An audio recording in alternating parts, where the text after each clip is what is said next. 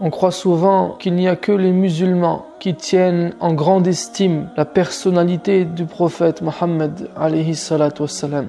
Pourtant il n'en est rien, car de tout temps, de grands intellectuels, des penseurs occidentaux ou orientaux, des hommes politiques, des écrivains, bref, des hommes célèbres à travers l'histoire, ont eu eux aussi une grande admiration pour lui.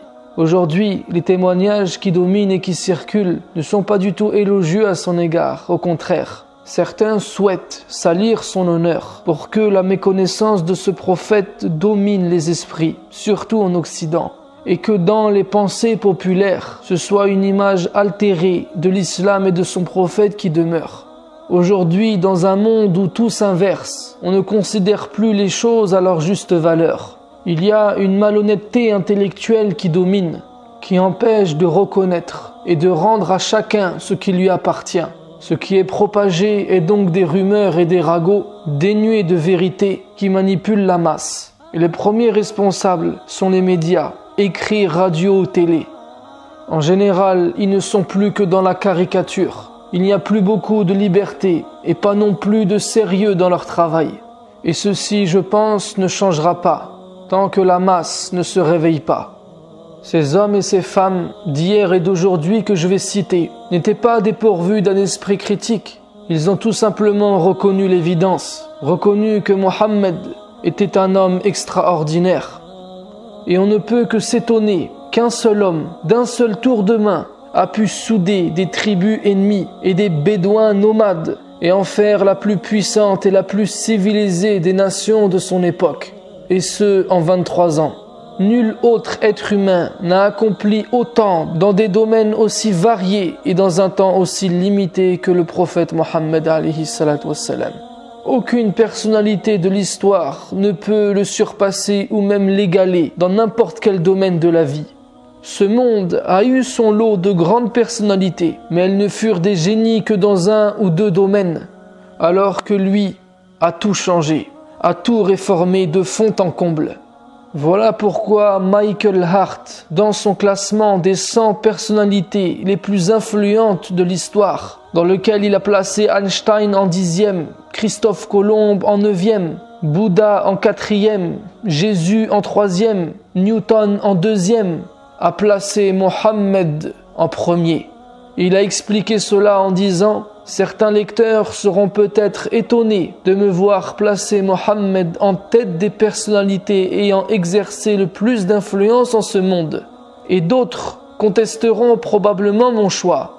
Cependant, Mohammed est le seul homme au monde qui ait réussi par excellence sur les plans religieux et profanes. » George Bernard Shaw a dit « Il fut, de loin, l'homme le plus remarquable qui ait jamais existé sur cette terre. Il prêcha une religion, fonda un État, bâtit une nation, établit un code moral, initia de nombreuses réformes sociales et politiques, fit naître une société solide et dynamique qui personnifia ses enseignements en les mettant tous en pratique et qui révolutionna tous les domaines de la pensée et de l'action humaine d'alors, de jadis et des temps à venir. » James Michener a dit « De ce que nous connaissons de sa vie, nous savons que Mohammed ne savait ni lire ni écrire, mais il commença à dicter des mots qui lui étaient inspirés et qui allaient bientôt transformer une grande partie du globe par le verset « Il n'y a qu'un seul Dieu ». Sur tous les plans, Mohammed était un esprit éminemment pratique. Jules Masserman, dans un article intitulé « Où sont les leaders ?», a conclu en disant « Peut-être le plus grand leader de tous les temps est Mohammed ». Voltaire a déclaré « J'ai dit reconnaître Mohammed comme étant un grand homme. Rien n'est plus impie, dites-vous. Je vous répondrai que ce n'est pas de ma faute si ce petit homme a changé la face d'une partie du monde, s'il a gagné des batailles contre des armées 10 fois plus nombreuses que les siennes, s'il a fait trembler l'Empire romain, s'il a donné les premiers coups à ce colosse que ses successeurs ont écrasé, et s'il a été législateur de l'Asie, de l'Afrique et d'une partie de l'Europe. Il a également dit « Ce fut certainement un très grand homme, et qui forma de grands hommes. Il fallait qu'il fût martyr ou conquérant. Il n'y avait pas de milieu. il vainquit toujours, et toutes ses victoires furent remportées par le petit nombre sur le grand. Conquérant, législateur, monarque et pontife, il joua le plus grand rôle qu'on puisse jouer sur la terre aux yeux du commun des hommes. Voltaire a également dit « Le plus grand changement que l'opinion ait produit sur notre globe fut l'établissement de la religion de Mohammed. Il faut avouer qu'il retira presque toute l'Asie de l'idolâtrie. Il enseigna l'unité de Dieu. Il déclamait avec force contre ceux qui lui donnent des associés. Chez lui, l'usure avec les étrangers est défendue, l'aumône ordonnée, la prière est d'une nécessité absolue. La résignation au décret éternel est le grand mobile de tout. Il était bien difficile qu'une religion si simple et si sage, enseignée par un homme toujours victorieux, ne subjuguât pas une partie de la terre. Dans nos siècles de barbarie et d'ignorance qui suivirent la décadence et le déchirement de l'Empire romain, nous reçûmes presque tout des Arabes, astronomie, chimie et médecine. Et il a également écrit « Il y a je ne sais quoi dans ce Mohammed qui impose ». Gustave Le Bon a dit « S'il faut juger de la valeur des hommes par la grandeur des œuvres qu'ils ont fondées, nous pouvons dire que Mohammed fut un des plus grands hommes qu'ait connu l'histoire. » Des préjugés religieux ont empêché bien des historiens de reconnaître l'importance de son œuvre, mais les écrivains chrétiens eux-mêmes commencent aujourd'hui à lui rendre justice. Il a également écrit « Mohammed a été le plus intelligent, le plus religieux, le plus clément des Arabes de son temps. Il n'a dû son empire qu'à sa supériorité. La religion prêchée par lui a été un immense bienfait pour les races qui l'ont adoptée. » Gandhi a dit « De tous les autres dirigeants de ce monde, aucun ne put combiner autant de qualités diverses et à un degré de perfection aussi impressionnant que Mohammed. » Will Durant a déclaré « Si on avait à noter le grandiose en fonction de son influence sur certaines personnes, on dirait que Mohammed est le plus grand des grandioses. » John William Draper a dit « À la Mecque, en Arabie, est né l'homme qui parmi tous les hommes allait exercer la plus grande influence sur la race humaine, Mohammed. » Goethe a dit « Nous les Européens, avec tous nos concepts, n'avons pas pu encore atteindre ce que Mohammed a atteint, et nul ne pourra le dépasser. J'ai cherché dans l'histoire de l'humanité un homme qui en soit l'exemple idéal, et je l'ai trouvé en la personne du prophète Mohammed. Et ainsi doit se révéler la vérité, et s'élever comme a réussi Mohammed à assujettir le monde entier par le monothéisme. Il y a également beaucoup de témoignages qui dépeignent ses qualités humaines. Par exemple, William Montgomery Watt a dit « La façon dont il accepta les persécutions dues à sa foi, la haute moralité des hommes qui vécurent à ses côtés et qui le prirent pour guide, la grandeur de son œuvre ultime, tout cela ne fait que démontrer son intégrité fondamentale. La supposition selon laquelle Mohammed serait un imposteur soulève plus de problèmes qu'elle n'en résout. Et pourtant, aucune des grandes figures de l'histoire n'est si peu appréciée en Occident que le prophète Mohammed. Mahatma Gandhi a déclaré « Je voulais mieux connaître la vie de celui qui, aujourd'hui, détient indiscutablement les cœurs de millions d'êtres humains. Je suis désormais plus que jamais convaincu que ce ne fut pas l'épée qui créa une place pour l'islam dans le cœur de ceux qui cherchaient une direction à leur vie. Ce fut cette grande humilité, cet altruisme du prophète, l'égard scrupuleux envers ses engagements, sa dévotion intense à ses amis et adeptes, son intrépidité, son courage, sa confiance absolue en Dieu et en sa propre mission. Ces faits, et non l'épée, lui amenèrent tant de succès et lui permirent de surmonter les problèmes. Washington Irving a déclaré « Dans sa conduite privée, il était juste. Il traitait les amis et les étrangers, le riche et le pauvre, le puissant et le faible avec équité et était aimé par le petit peuple pour l'affabilité avec laquelle il les recevait et écoutait leurs doléances.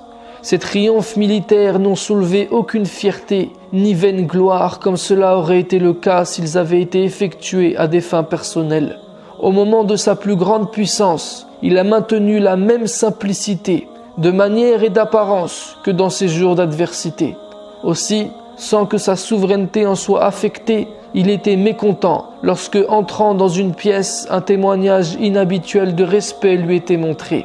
S'il visait une domination universelle, c'était la domination de la foi. Quant au pouvoir temporel qui a grandi entre ses mains, il l'a utilisé sans ostentation et il n'a rien fait pour le perpétuer dans sa famille. Thomas Carlyle a écrit « On remarqua que Mohammed, depuis sa tendre enfance, était considéré comme étant un jeune doué de raison. D'ailleurs, les personnes avec lesquelles il vivait l'avaient surnommé El-Amin, l'honnête, le sincère et le loyal. Ses paroles, ses actes et sa pensée étaient véridiques. Ceux qui le côtoyaient avaient également remarqué que toute parole qui exhalait de lui renfermait une édifiante sagesse. J'ai appris de lui qu'il était extrêmement pondéré et gardait le silence lorsque les paroles n'étaient plus nécessaires. Mais lorsqu'il parlait, ses paroles n'étaient que vérité et raison. Tout le long de sa vie, nous avons vu en lui un homme aux principes bien établis et connu pour une implacable détermination. Il se souciait du malheur des autres, était généreux et bienfaisant, clément, faisant preuve de piété et de mérite et était vertueux. Extrêmement sérieux et sincère, il était néanmoins d'un naturel doux, accueillant et accessible. Il était réjouissant, agréable, sociable et sa compagnie était appréciée. On pouvait parfois le voir plaisanter et s'amuser. Selon les témoignages, son sourire éclatant qui illuminait son visage provenait d'un cœur sincère. Il était très intelligent et possédait un cœur magnanime. Il était naturellement grandiose, sans qu'une école lui inculquât la science, ni qu'un enseignant se chargeât de son éducation, car il n'en avait aucunement besoin. De tout temps, le prophète Mohammed alayhi salatu wassalam a été admiré, que ce soit par ses partisans, ses ennemis, ou juste par des observateurs neutres. Voici quelques témoignages d'hommes et de femmes. Benjamin Smith a dit « Il était César et le pape réunis en un seul être. Mais il était pape sans avoir les prétentions du pape, et César sans avoir les légions de César, sans armée, sans garde du corps, sans palais et sans revenu fixe. S'il y a un homme qui a le droit de dire qu'il règne par la volonté divine, ce serait Mohammed, puisqu'il a tout le pouvoir sans en avoir les instruments ni les supports. » Annie Besant a déclaré peu avant sa mort « Il est impossible pour quelqu'un qui étudie la vie et le caractère du grand prophète d'Arabie, pour quelqu'un qui sait comment il enseignait et de quelle façon il vivait, d'avoir d'autres sentiments que le respect pour ce prophète prodigieux, l'un des plus grands messagers de l'être suprême. Même si ces discours contiennent bien des choses qui sont familières à beaucoup d'entre vous, chaque fois que moi-même je les relis, je sens monter en moi une nouvelle vague d'admiration, un nouveau sentiment de révérence pour ce prodigieux grand maître arabe. Alphonse de Lamartine a dit « Si la grandeur du dessein, la petitesse des moyens et l'immensité de la réussite sont les trois mesures du génie de l'homme, qui osera comparer humainement un grand homme de l'histoire moderne à Mohammed? Les plus fameux n'ont remué que des armes, des lois, des empires. Ils n'ont fondé, quand ils ont fondé quelque chose, que des puissances matérielles, écroulées souvent avant eux. Celui-là a remué des armées, des législations, des empires, des peuples, des dynasties, des millions d'hommes sur un tiers du globe habité. Mais il a remué de plus des idées, des croyances, des âmes. Sa longanimité dans la victoire, son ambition toute d'idées et nullement d'empire, sa prière sans fin, son triomphe après le tombeau atteste, plus qu'une imposture, une conviction. Ce fut la conviction qui lui donna la puissance de restaurer un dogme. Orateur, apôtre, législateur, guerrier, conquérant d'idées, restaurateur de dogmes, d'un culte sans image, fondateur de 20 empires terrestres et d'un empire spirituel, voilà Mohammed. À toutes les échelles où l'on mesure la grandeur humaine, quel homme fut plus grand? Et je précise que juste après ces lignes, Alphonse de Lamartine a expliqué que lui, à titre personnel, il considérait que c'était Jésus, le plus grand homme de l'humanité. Edward Gibbon a dit « Le credo de Mohammed est dénué de suspicion de l'ambiguïté, et le Coran est le témoignage glorieux de l'unicité de Dieu. Ce n'est pas la propagation, mais la permanence de sa religion qui mérite notre émerveillement. La même impression pure et parfaite qui laissa à la Mecque et à Médine se retrouve après 12 siècles écoulés chez les Indiens, les Africains et les Turcs, prosélytes du Coran. » Victor Hugo a écrit tout un poème consacré au prophète Mohammed. Il l'a appelé l'an 9 de l'Hégire. Il est trop long pour que je le lise ici, mais tu peux le trouver facilement sur Internet. Napoléon Bonaparte, dans son journal intime, a rédigé ceci. À un certain moment de l'histoire, apparut un homme appelé Mohammed. Et cet homme a dit la même chose que Moïse, Jésus et tous les autres prophètes. Il n'y a qu'un seul Dieu. C'est le message de l'islam. Mohammed a détruit les faux dieux, renversé le temple des idoles dans la moitié du monde. Mohammed fut un grand homme, intrépide soldat, grand capitaine, homme d'État. Il régénéra sa patrie et créa au milieu des déserts de l'Arabie un nouveau peuple et une nouvelle puissance. Napoléon a été très élogieux vis-à-vis du prophète Mohammed et vis-à-vis de l'islam. Un de ses compagnons, Emmanuel de Lascaz, a écrit dans le mémorial de Sainte-Hélène « Lorsque Napoléon séjournait en Égypte, il se demandait avec étonnement comment le prophète de l'islam et les hommes de l'histoire islamique sont parvenus à pénétrer si facilement dans les territoires étrangers qu'ils ont dominés ensuite. C'est pour cela même que l'empereur adopta une opinion optimiste de l'islam et déclara « Je me convertirai à l'islam ». Léon Tolstoï a écrit ceci. Il suffit d'évoquer avec fierté que Mohammed a libéré un peuple soumis et sanguinaire des démons des mauvaises mœurs et l'a guidé vers le chemin du développement et de l'épanouissement. Le chemin de Mohammed, de par son accord avec la raison et la sagesse, s'étendra à l'avenir sur le monde entier. Et pour terminer ces témoignages, j'en citerai un autre de George Bernard Shaw qui a dit « Je l'ai étudié, le merveilleux homme, et à mon avis, loin d'être un antéchrist, il mérite le titre de sauveur de l'humanité. Je crois que si un homme comme lui prônait la dictature du monde moderne, il réussirait à résoudre ses problèmes d'une façon qui lui apporterait la paix et le bonheur si nécessaires. J'ai prophétisé sur la foi de Mohammed qu'elle sera acceptable à l'Europe de demain, comme elle commence à devenir acceptable à l'Europe d'aujourd'hui. » Il a également écrit « C'est une honte pour chacun d'écouter les accusations disant que l'islam est un mensonge et que Mohammed est un imposteur et un falsificateur. Il était un grand homme par sa nature. Il n'a pas été éduqué par une école ni par un instituteur. Il n'avait pas besoin de tout cela. Le mensonge façonné avec de bonnes intentions destiné à cet homme ne déshonore que nous. Une grande âme silencieuse, il était de ceux qui ne peuvent être autrement que sincères et convaincus, et que la nature elle-même a créé sincères. Alors que d'autres se complaisent dans des formules et des rumeurs comptant de leur sort, cet homme ne pouvait se soustraire aux formules. Il était seul avec sa propre conscience et la réalité des choses. Une telle sincérité, ainsi qu'on veut bien la nommer, possède en réalité quelque chose de divin. Le discours d'un tel homme est semblable à la voix qui émane du cœur même de la nature. Les hommes écoutent et doivent écouter ce discours mieux que tout autre. Le reste n'est que futilité en comparaison. La liste des témoignages de ce genre n'est évidemment pas exhaustive. On ne pourrait pas tous les citer. Ils ont tous conclu de manière objective, en étudiant de manière impartiale sa vie et son histoire, que Mohammed alayhi salatu wassalam était un grand homme. Ils n'ont pas tous cru que c'était un prophète. Ces personnes que je viens de citer étaient non musulmans. Je n'utilise pas leurs citations pour prouver la prophétie de Mohammed, n'y vois donc aucune intention de récupération. Je les ai cités pour faire passer un message. C'est que la seule chose que chacun doit faire en tant qu'être humain sensible réfléchi et concerné, c'est de s'arrêter un instant et de se demander, toutes ces idées extraordinaires et révolutionnaires, sont-elles fondées?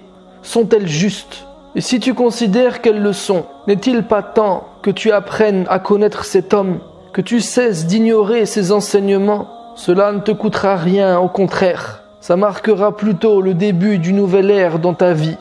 Une des choses que m'a appris l'islam, que m'a appris mon prophète, c'est d'être juste, de ne pas tomber dans les amalgames, de ne pas se faire avoir par des raccourcis et des préjugés. Et être juste implique de préserver son esprit critique, de refuser de se faire orienter par qui que ce soit. Et j'ai remarqué, et je pense qu'on l'a tous remarqué, que souvent la vérité dérange. Ceux qui dominent le font à des fins personnelles. Alors ils font tout pour salir ceux et celles qui travaillent pour l'intérêt général. Et c'est ce qu'ils tentent de faire avec celui qu'ils appellent Mahomet. Ils sont même allés jusqu'à falsifier son nom, et pas de manière anodine, puisque Mahomet a le sens inverse de Mohammed. Mohammed est celui à qui on fait des éloges, et Mahomet veut dire tout l'inverse. Et si cet homme dérange, c'est parce qu'il est venu pour réveiller les gens. C'est parce que son message appelle à la révolution, parce que son message est libérateur, loin de toute manipulation. Et comment ne pas être élogieux envers lui, alors qu'Allah lui-même nous a dit, en effet, vous avez dans le prophète un excellent modèle. Alors qu'Allah lui-même lui a dit, et tu es certes d'une moralité éminente.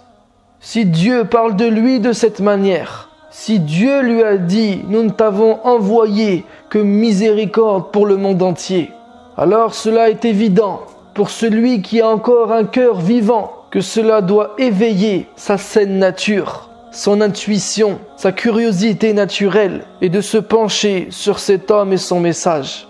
On ne se cache pas derrière des hommes célèbres pour légitimer notre foi. J'aime pas d'ailleurs le terme de penseur, parce que personne ne doit penser à ta place. Mais on ne cite ces gens que pour éveiller davantage cette curiosité de ceux pour qui la parole d'Allah ne suffit pas. Car c'est peut-être à travers cet homme, ce prophète, Mohammed, alayhi salatu wassalam, que tu connaîtras Allah, que tu connaîtras la vérité. Sur ce, je te dis à la prochaine vidéo, Inch'Allah.